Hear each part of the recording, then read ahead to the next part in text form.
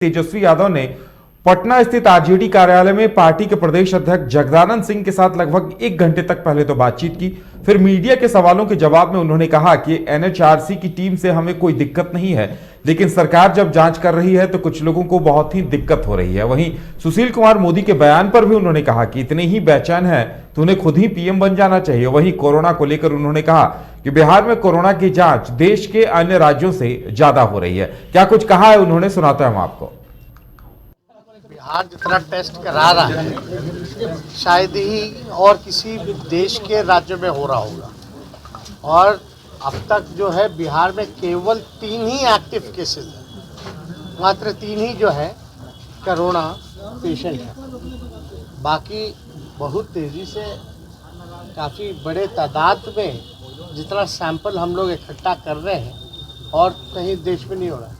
और कोरोना को लेकर के डेली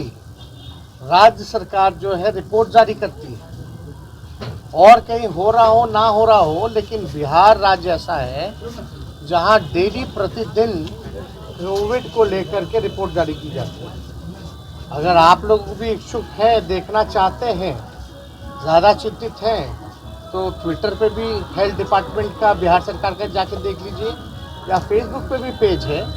डेली निर्देशित किया गया कि भाई आंकड़ा दीजिए, तो अभी तो ऐसी कोई बात है नहीं।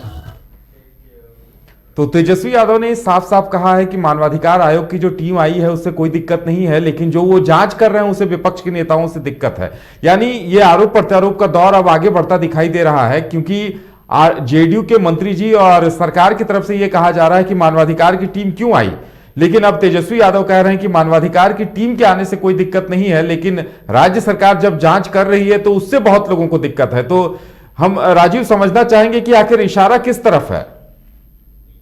एक तरीके से जो चुनाव 2024 से पहले जिस तरीके से राजनीति गढ़ी जा रही है, और जो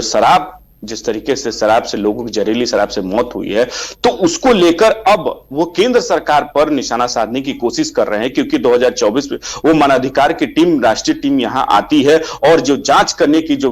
छपरा गई है, दूसरी टीम भी आई है। एक तरीके से दो टीम यहां पहुंच गई है, जांच कर रही है। क्या जांच करेगी ये अलग विषय है कि वो क्या जांच विषय निकल के आएगा, लेकिन जब ये तरीके से जब सरकार की तरफ से भी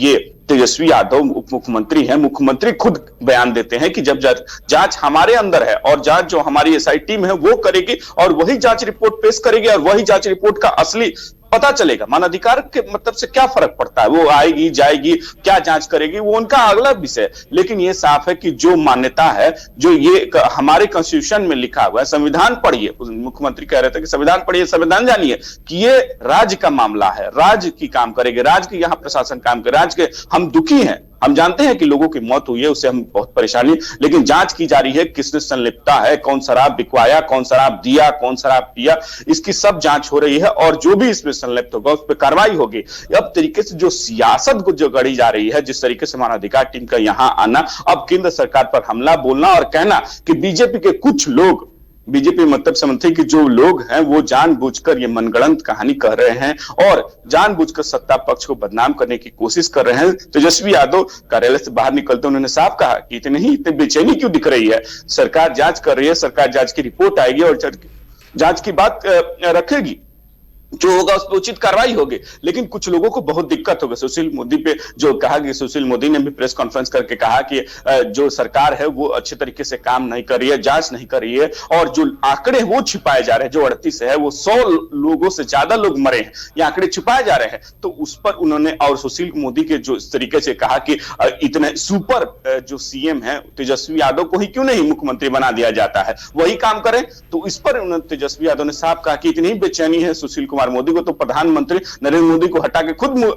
प्रधानमंत्री क्यों नहीं बन जाते हैं। मतलब एक तरीके से जो अब मामला है कि आने वाले समय में इलेक्शन होने 2024 को लेकर, और अब